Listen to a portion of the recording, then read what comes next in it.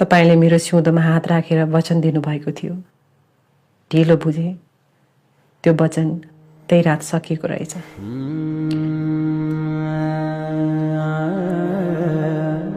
गाह्रो पो भयो त। तपाईँ बदलिँदै जानुभयो।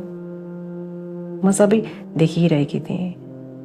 बाहिर अर्को सम्बन्ध छ भन्ने पनि थाहा थियो, तर मैले केही भनिनँ, सबै सहे।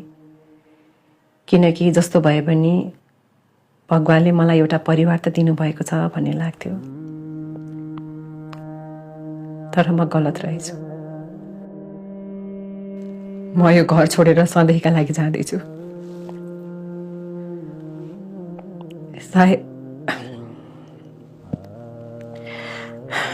सायद अहिले मम्मीले कोठामा गएर खोज्नुहुन्छ होला, के लिएर गई भन्नु होला।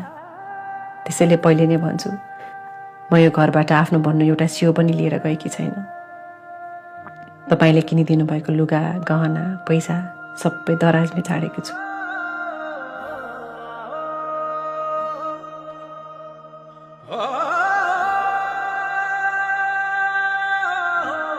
आज पनि त्यसरी नै खाली हात फर्किँदैछु।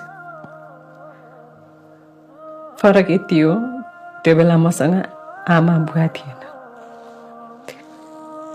आज श्रीमान पनि छैन।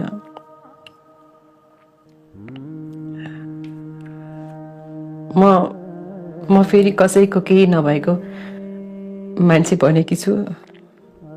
खोज्न ननिस्किनु।